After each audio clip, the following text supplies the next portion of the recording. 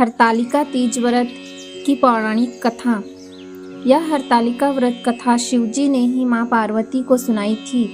शिव भगवान ने इस कथा में माँ पार्वती को उनका पिछला जन्म याद दिलाया था। सुने विस्तार से।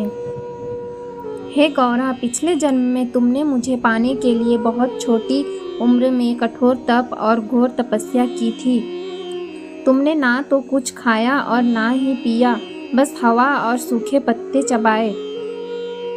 जला देने वाली गर्मी हो या कपा देने वाली ठंड, तुम नहीं हटी, डटी रही। बारिश में भी तुमने जल नहीं पिया। तुम्हें इस हालत में देखकर तुम्हारे पिता दुखी थे।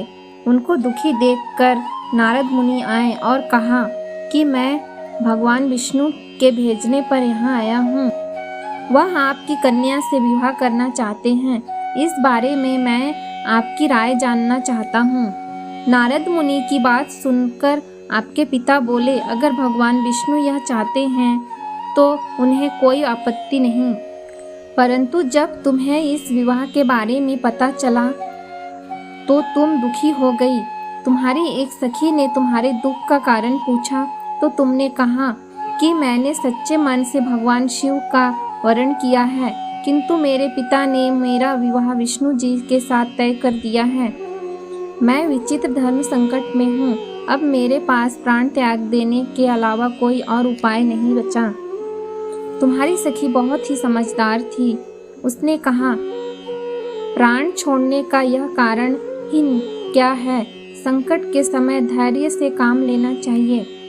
भारतीय नारी के जीवन की सार्थकता इसी में है कि जिसे मन से पति रूप में एक बार वरण कर लिया, जीवन पर्यंत उसी से निर्वाह करे।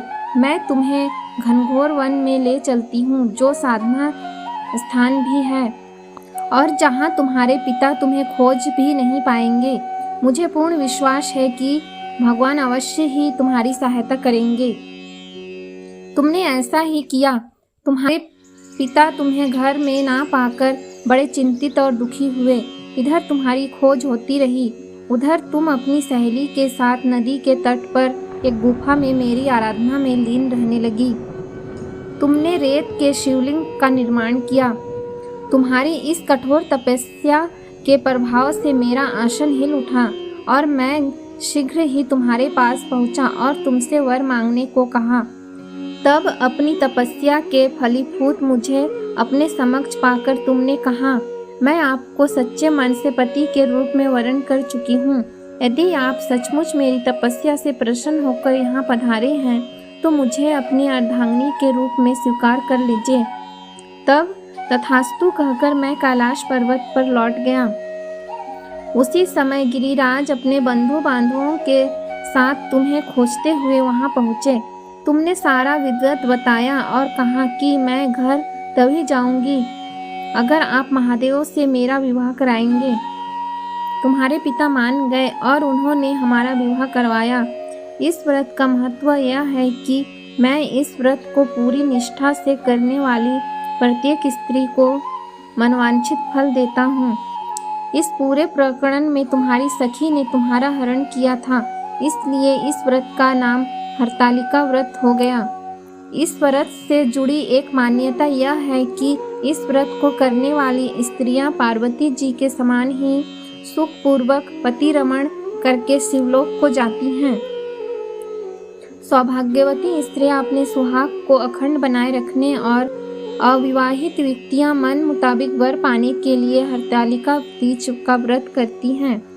इस दिन व्रत करने वाली स्त्रियां सूर्योदय से पूर्व ही उठ जाती हैं और नहाकर पूरा श्रृंगार करती हैं।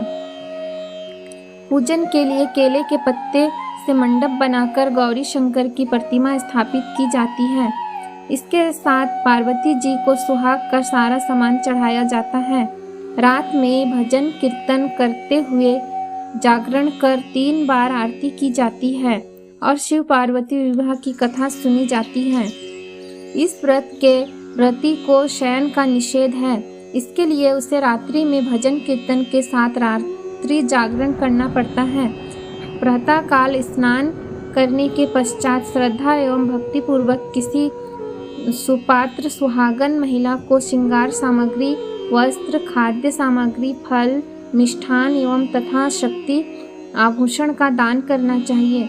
रेत के शिवलिंग बनाए हैं तो उनका जल में विसर्जन किया जाता है और खीर खाकर व्रत को संपन्न किया जाता है। दोस्तों प्लीज़ इस चैनल को लाइक और सब्सक्राइब जरूर करें।